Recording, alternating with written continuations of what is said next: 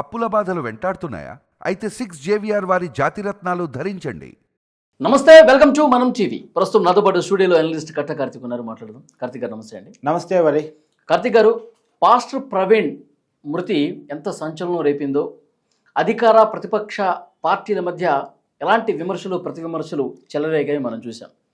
ఇప్పుడు జగన్మోహన్ రెడ్డి గారి కాన్వాయ్, ఆయన కారు కిందే దళితుడు, ఆ పార్టీకి సంబంధించిన కార్యకర్త సింగయ్య మృతి చెందారు. పాస్టర్ ప్రవీణ్ చనిపోయినప్పుడు ప్రభుత్వం మీద విమర్శలు చేసినటువంటి వైఎస్ఆర్ కాంగ్రెస్ పార్టీ కార్యకర్తలు, నాయకులు, జగన్మోహన్ రెడ్డి గారితో సహా. ఇప్పుడు ఈ సింగయ్య మృతి చెందినప్పుడు ఇతను కూడా దళితుడే కదా, ఎందుకు అప్పుడు లేచిన నోరు ఇప్పుడు ఎందుకు లేవట్లేదు? అప్పుడు మాట్లాడిన వాళ్ళు ఇప్పుడు ఎందుకు మాట్లాడట్లేదు? ఈ విమర్శ జరుగుతూ ఉంది. ఎలా చూస్తారు దీన్ని? ఎస్ వరి. ప్రధానంగా హర్ష్ కుమార్, కేఏ పాల్, వీళ్ళు కాక వైసీపీ నాయకులు, వాళ్ళకి సపోర్టెడ్గా ఉన్నటువంటి కొంతమంది మేధావారు రూపంలో ఉన్నటువంటి వ్యక్తులు, వీళ్ళంతా ఎక్కడికి పోయారు? ఇప్పుడు మాట్లాడరే. నువ్వన్నట్టు అప్పుడు లేచిన వాళ్ళు ఇప్పుడు లేవటానికి ఏమైనాయి అంటే, పాస్టర్ ప్రవీణ్ మరణాన్ని రాజకీయంగా ఉపయోగించుకోవడం కోసం, ప్రభుత్వం మీద వ్యతిరేకత తీసుకురావడం కోసం, ప్రధానంగా ఒక రెండు మతాల మధ్య ఘర్షణ లేపటం కోసం ఎలా ఉపయోగించుకున్నారో మనం చూసాం. అక్కడ ఎలాంటి ఆధారాలు లేవు. ఇది జరిగింది హత్య అని చెప్పడానికి ఒక అనుమానం మాత్రమే, ఎలాంటి ఆధారం లేదు.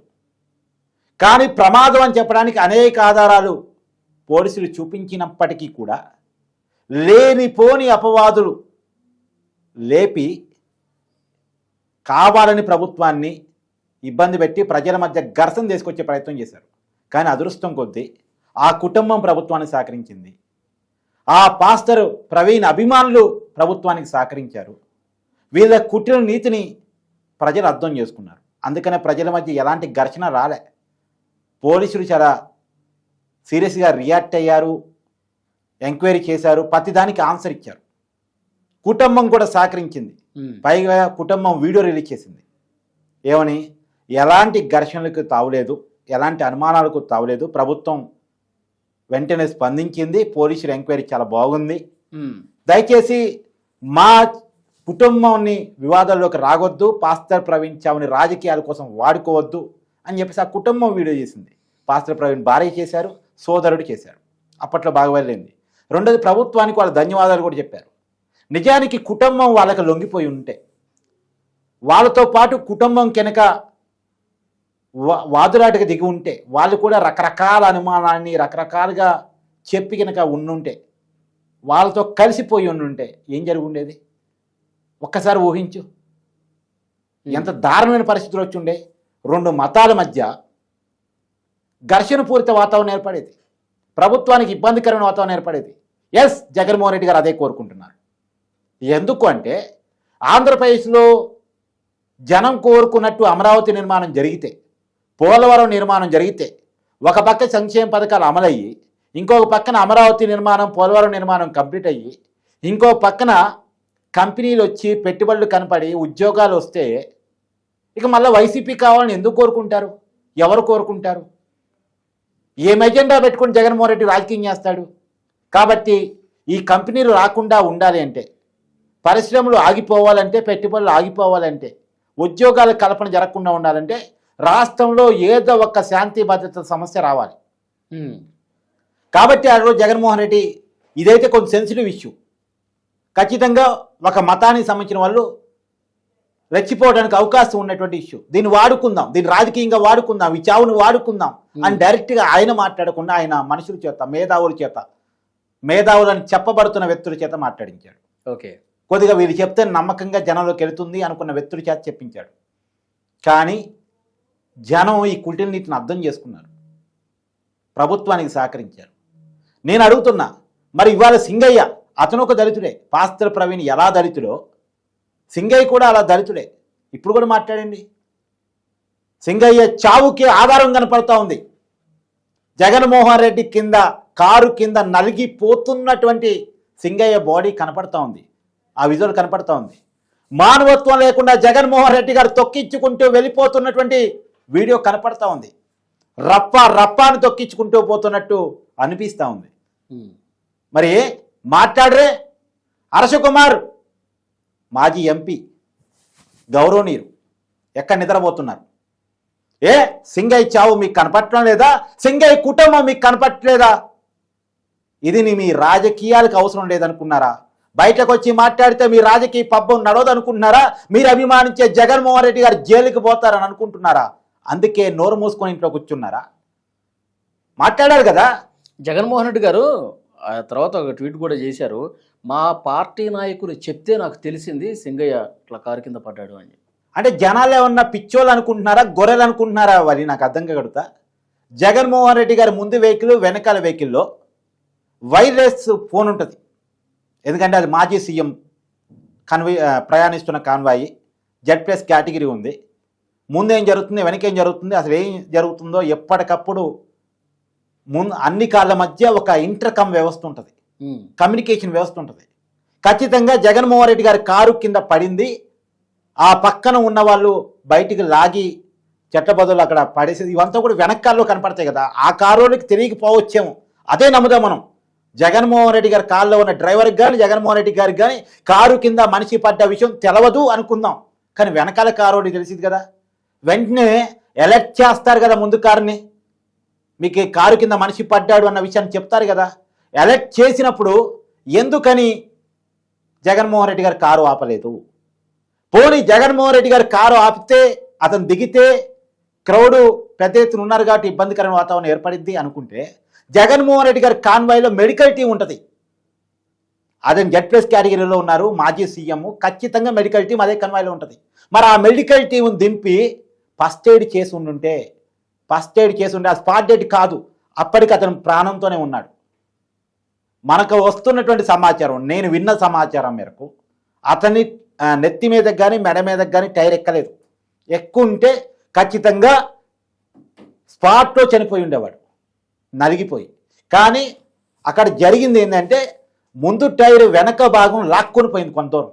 దానివల్ల పక్క టెమికి ఇరిగిపోయి అవి ఊపిరితిత్తులు గుచ్చుకొని ఇంటర్నల్ బ్లీడింగ్ జరిగి చనిపోయాడు అనేటువంటిది ఇప్పటి వరకు వినపడుతున్నటువంటి సమాచారం.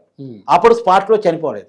నిజానికి అప్పుడు జగన్మోహన్ రెడ్డి గారి కాన్వాయ్లో ఉన్నటువంటి మెడికల్ టీం, డాక్టర్ల టీం కనుక దిగి అతనికి కొంత వైద్యం చేసి జగన్మోహన్ రెడ్డి గారి కాన్వాయ్లో ఉన్న ఏదో వెహికల్లో అతను ఎక్కించుకొని ఇమీడియట్ హాస్పిటల్ తీసుకెళ్ళి ఉంటే ఇవాళ అతను బతుకుండేవాడు.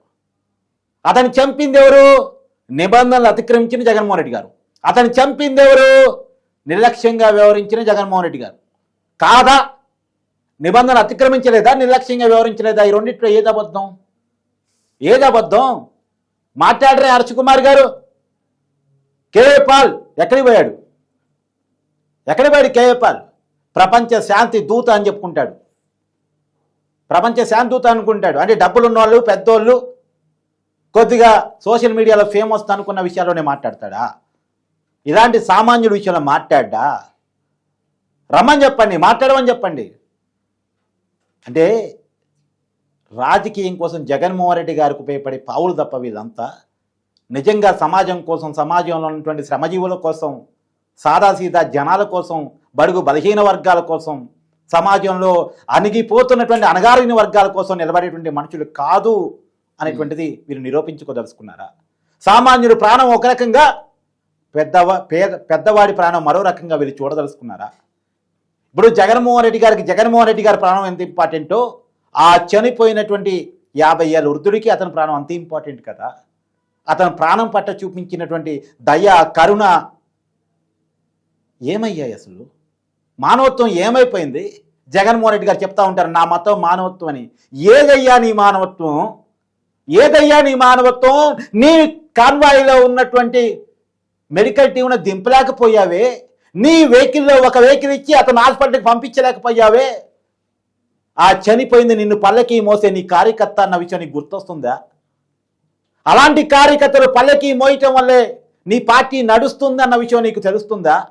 ఇవాళ నువ్వు ముఖ్యమంత్రివి, మాజీ ముఖ్యమంత్రి అనేటువంటి నీ హోదా, నువ్వు అడుగుతున్నావు కదా, నాకు ప్రోటోకాల్ వెహికల్ ఇవ్వాలి, నాకు అది ఇవ్వాలి, ఇది ఇవ్వాలి, రో పార్టీలు పెట్టాలి, నాకు Z+ కేటగిరీ ఇవ్వాలి అని చెప్పేసి అంటున్నావు కదా. నీకు ఆ హోదా, నీకు ఆ సెక్యూరిటీ ఇలాంటి కార్యకర్తలు పల్లకి మోయటం వల్లే, ఇలాంటి కార్యకర్తలు ఓట్టేయటం వల్లే, ఇలాంటి కార్యకర్తలు నీ జెండా పట్టుకొని నీకు జిందాబాదులు కొట్టడం వల్లే అన్న విషయం జగన్మోహన్ రెడ్డి గారు తెలియ వస్తుందా? కనీసం ఆ రోజు స్పందించారా? కనీసం ఆ రోజు మాట్లాడారా? పరామర్శించారా ఆ కుటుంబాన్ని? ముగ్గురు చనిపోయారంట. ముగ్గురు, ఒకళ్ళు కాదు ముగ్గురు. ఆ 3 కుటుంబాల్లో ఏ కుటుంబాన్ని జగన్మోహన్ రెడ్డి గారు పరామర్శించారు? ఏ కుటుంబంతో జగన్మోహన్ రెడ్డి గారు మాట్లాడారు? ఏ కుటుంబానికి కనీసం ₹1 కోటి పరిహారాన్ని ప్రకటించారు? పైగా ఆ తర్వాత రోజు జగన్మోహన్ రెడ్డి గారు ప్రెస్ మీట్ పెడతారు. చెవిరెడ్డి భాస్కర్ రెడ్డి అనేటువంటి వైసీపీ మాజీ ఎమ్మెల్యేని అక్రమంగా అరెస్ట్ చేశారు అని చెప్పేసి. చెవిరెడ్డి భాస్కర్ రెడ్డి గురించి ప్రెస్ మీట్ పెట్టిన జగన్మోహన్ రెడ్డి గారు ఈ చనిపోయినటువంటి వ్యక్తి గురించి పెట్టలేదే, ఆ ముగ్గురు వ్యక్తులకి కనీసం సంతాపాన్ని ప్రకటించలేదే. అంటే చెవిరెడ్డి భాస్కర్ రెడ్డి ఏమో నీకు కావాల్సిన వాడు, వీళ్ళేమో నీకు కావాల్సిన వాళ్ళు కాదా? చెవిరెడ్డి భాస్కర్ రెడ్డి కంటే ఈ ముగ్గురు నీకు ఇంపార్టెంట్. మళ్ళా చెప్తున్నా, వీళ్ళు పల్లకి మోయటం వల్ల నీ పార్టీ ఉంది, వీళ్ళు జిందాబాదులు కొట్టడం వల్ల నీకు హోదా ఉంది, వీళ్ళు ఓట్టేసి నువ్వు నాయకుడివి అని చెప్పడం వల్ల నువ్వు నాయకుడిగా ఉన్నావు. నిన్ను నాయకుడిని చేసినటువంటి బడుగు బలహీన వర్గాలు, అణగారిన వర్గాలు, సామాన్యుల పట్ల నీ దాస్తికం ఇదా? నువ్వు పర్యటన కోసం వస్తున్నావా? ప్రజల మీద యుద్ధం ప్రకటించడానికి వస్తున్నావా? ఇది ప్రజాస్వామ్యం అనుకున్నావా? రాచరికం అనుకున్నావా?